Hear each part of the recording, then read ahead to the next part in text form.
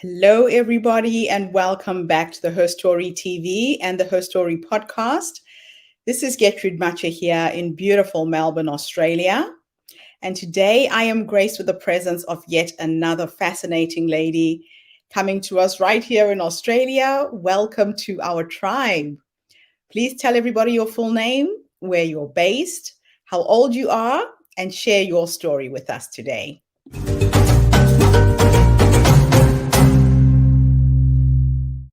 Hello, my name is Kitty. Thank you for having me. It's such an honor to be here. My name is Kitty Thomas. I'm 46 years old, and yes, I am based in Sydney, Australia.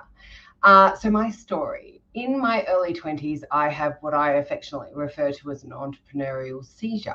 I decided it would be an amazing idea to turn a working wharf underneath the Harbour Bridge in Sydney into a venue.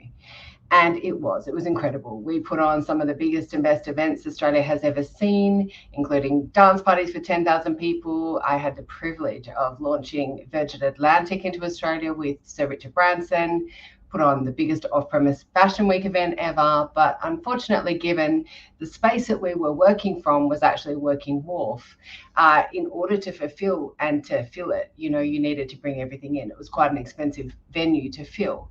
And one of the promoters, unfortunately, wasn't able to fill the venue. And when you get that feeling, when you just know that something's not quite right, well, I had that feeling, and I asked him to show me, to prove to me how many tickets he had sold, because the initial investment for the space and setting up the space we paid for, and then the promoter brought in their side of things. Anyway, he couldn't.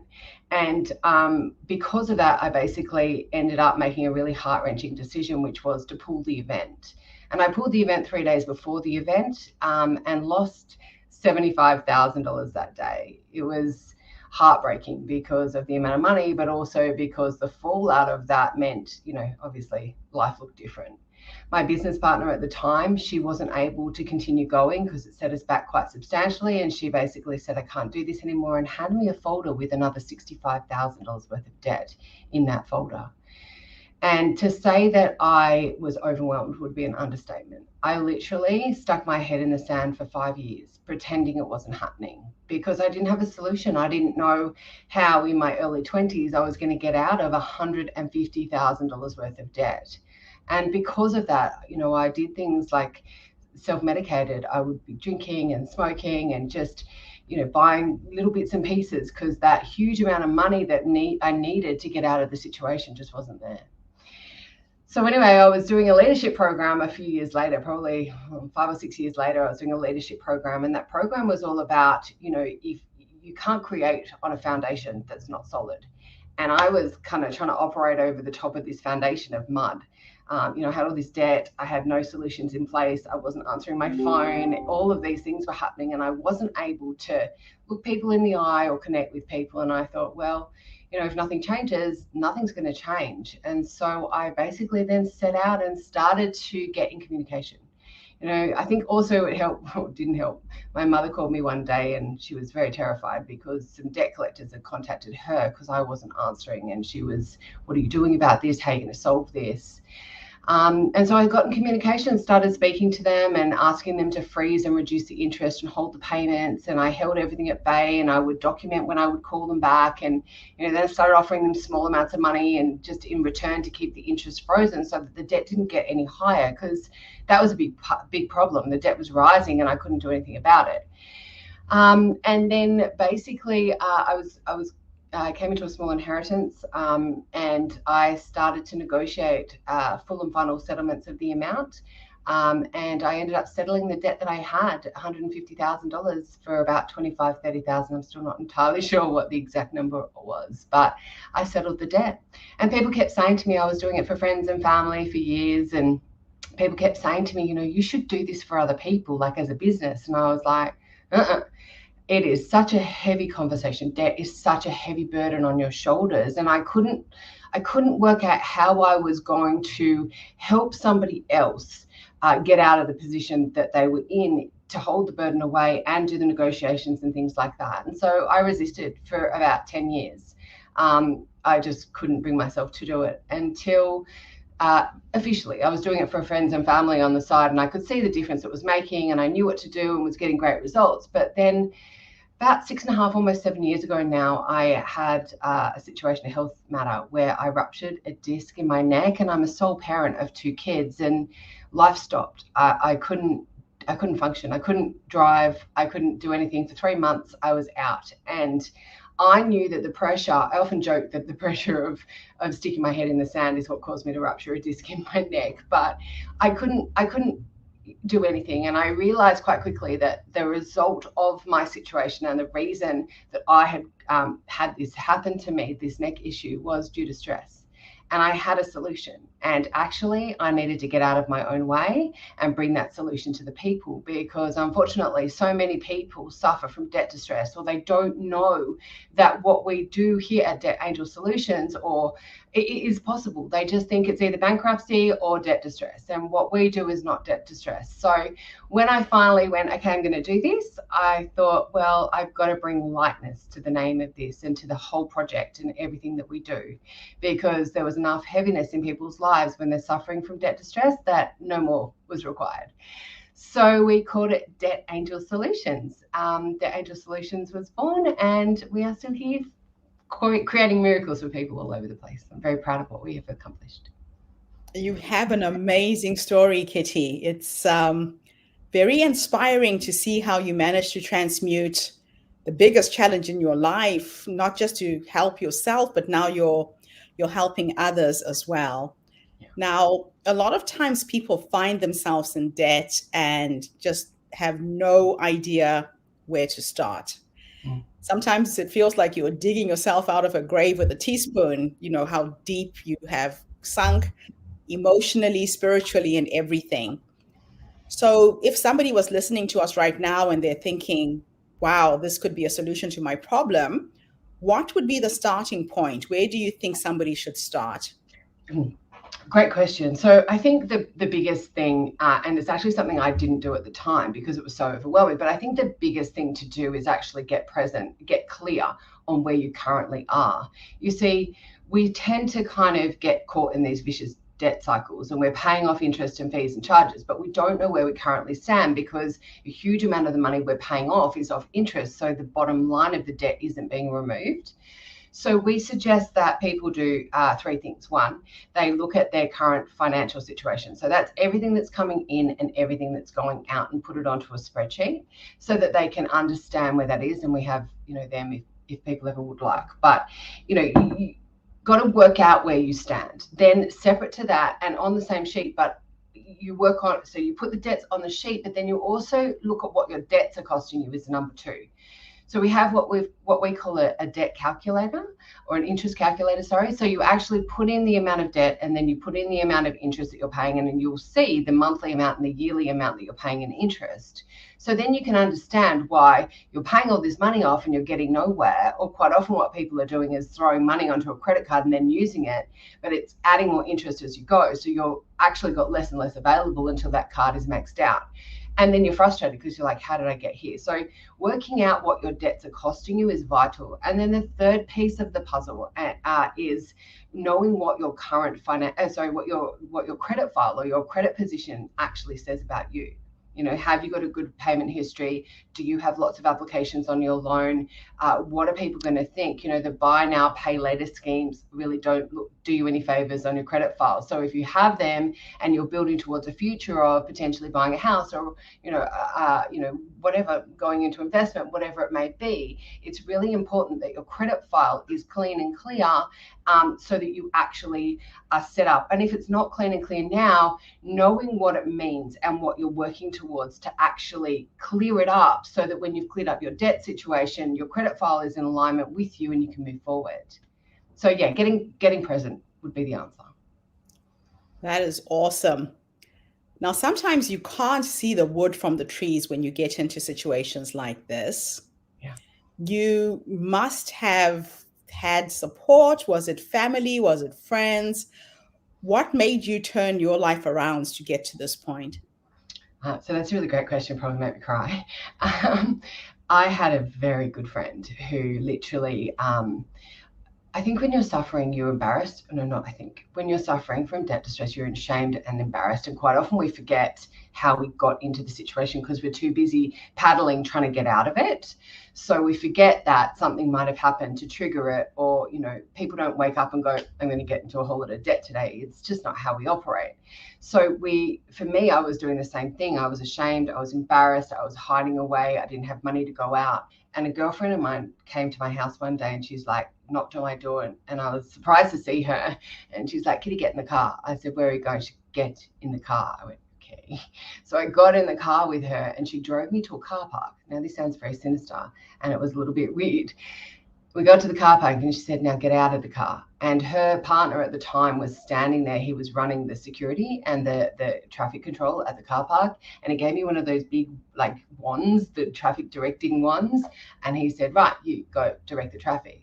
Because I had got myself into such a state of depression, I couldn't get myself out. And I was therefore doing nothing. I don't know, when you suffer from depression, it's hard to get up, let alone to take a step and walk in the right direction towards whatever it is you're trying to accomplish. So yeah, that's what the pinnacle, that and to take action, that and the leadership program I was doing, which was, you can't create an amazing future based on a foundation of mud. You need to solve it. So great friends are really kind of being unwilling to let me kind of fall into a deep pit, and my mother constantly there supporting me, even though she's the most non-entrepreneurial person I've ever met in my life. She was the one that kept this alive, this idea alive and real for me to actually go and accomplish it or go out and do it. And then the support of the people and my children, and the future we were creating, which was that people don't need to suffer like this. They can break free and they can have a different life to what they currently have.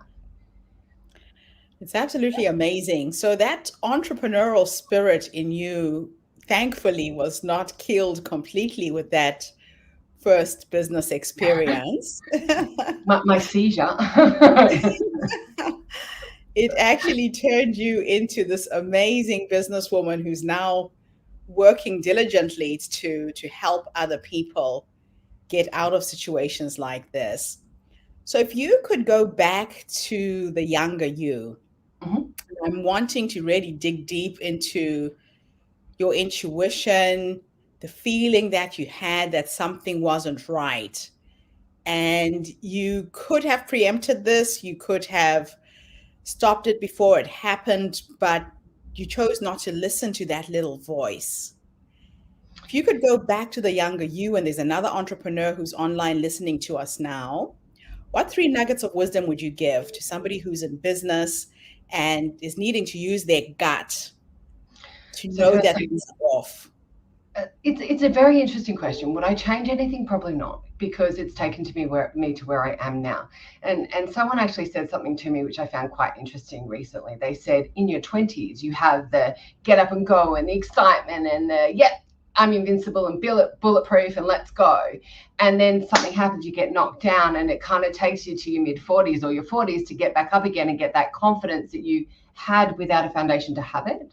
So based on intuition, I would absolutely suggest that you never ignore your intuition. If you do, take my word for it, the universe will slap you and make sure that you get it, because it's just, you need to get whatever that is that you need to get. But to my younger self, what would I say? I would say, make sure you build something on a solid foundation, because excitement alone won't get you where you want to go. You need a solid foundation. I would also say to keep, don't be fearful of big projects, even though they're big. I mean, with this one, I kept, for a couple of years now, I've been, I'm just the conduit to the message, and it's, because I wasn't willing to own that. Actually, no, this is my role. My purpose is to step up, stand up, and show people what else is possible. And I guess that's an intuitive conversation as well, because it was really big for me to acknowledge, no, actually, you are the one that went through the experience, had the experience. And because you had the experience, you have the know-how, you have the empathy, you have the understanding, you have the tools to actually create this opportunity into the future. So, and the third one is, everything happens for a reason. We all know that. We know that as in a wording, but, it really does. I wouldn't be here today if those things wouldn't have happened. Fantastic. We're going to take a small commercial break. When we come back, we're going to talk a little bit about the power of sharing stories. There's a lot of stress, stigma associated to being in debt, and yet you're sharing your story so openly so that somebody else who's listening can know that what happened in the past doesn't define your future. So we're back in a second. I just want to encourage all my listeners to come on board and participate in our next online event for the Her Story movement. We are looking for speakers for November, so please go onto our website and register to speak.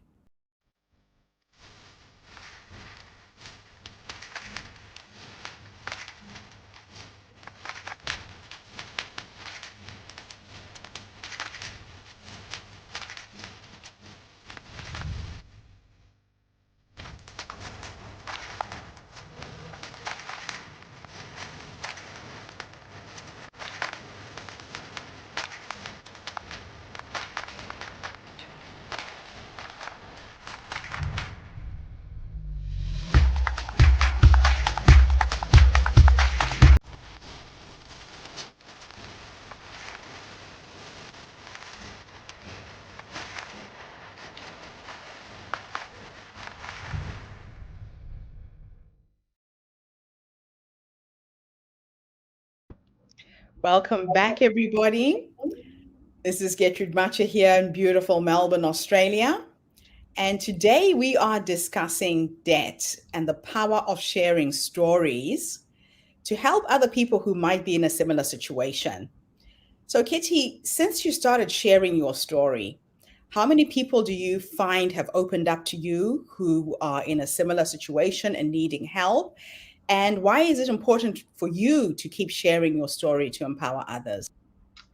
So since I've started sharing my story, a lot of people have been able to relate. I think when you're able to speak rawly, authentically about what you've been through and people can feel that connection to your experience, they feel like it's safe for them to open up and share theirs. And it's tragic. I mean, especially with COVID, obviously, but there's so many people that are suffering from debt distress and staying in relationships or situations that don't serve them, that don't support them. You know, financial abuse is a really big thing that we see and something I'm very passionate about bringing to light. And having people realize, because if you're not actually able if you're made to believe that you're doing something wrong, or that you can't stand on your own 2 feet, or that you're never going to amount to anything, or that you're trapped because of the decisions that you've made or you've been talked into making, there's no freedom for you.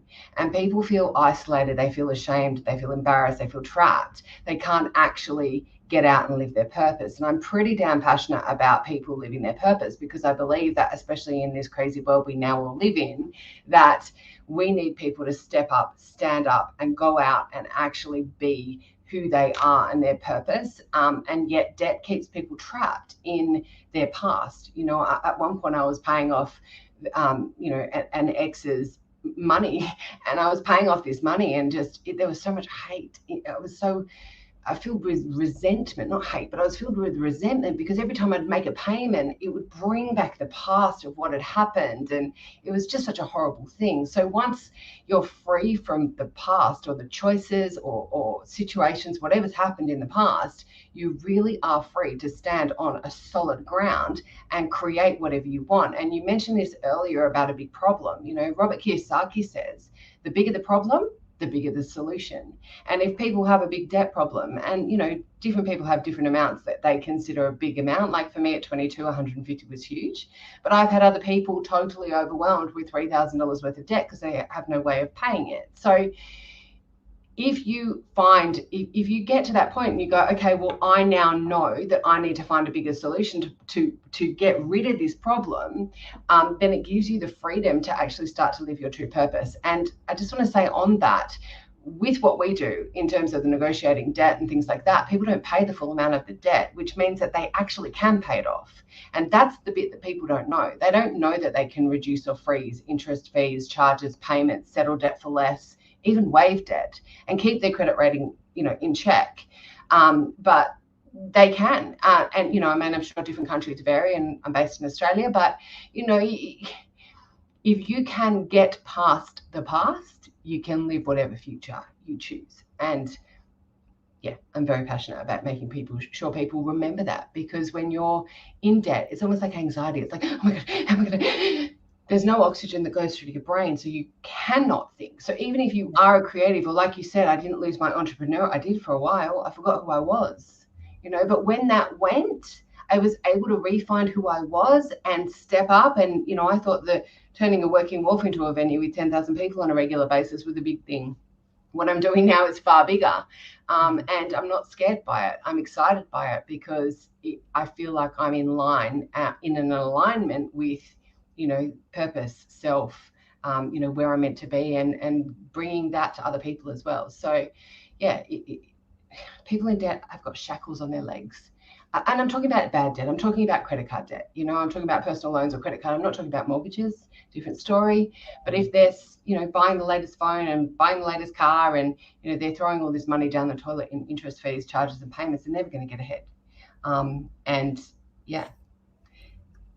Fantastic. Now, what would you say is your proudest moment in business? Something that you did that was just out of this world, where you blew yourself away?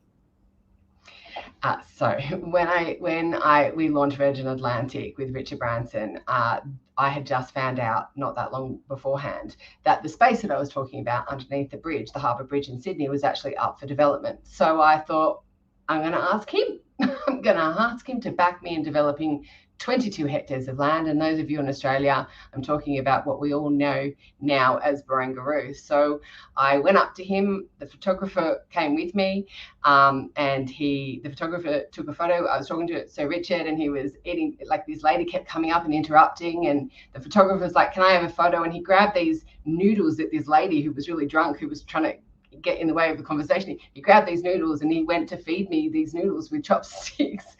So I then gave him the proposal to develop the 22 hectares of land, 4 city blocks, with this caption, which, by the way, I was annoyed because I wanted a very professional photo, not a sexy photo. And I ended up with this photo of him feeding me noodles with chopsticks. So I went, I'm going to have to be bold here. And when I gave him the proposal, when I saw him, I met him about a month later. When I gave him the proposal, that the photo was on the front and the caption read, global leaders eating up opportunity. And without a doubt, that declaration, to somebody who I have so much admiration for, has pulled me up, and got me out of the weeds and got me back on track so many times, because I made that declaration to him that I was a global leader, even though back then I was in my 20s. So yeah, that is my proudest moment. An amazing, amazing opportunity to launch your entrepreneurial journey. Yeah, he was so gorgeous. He sent me an email back and he said, it was so lovely to meet you and thank you so much for your time. This is who you need to speak to. And by the way, I love the photo.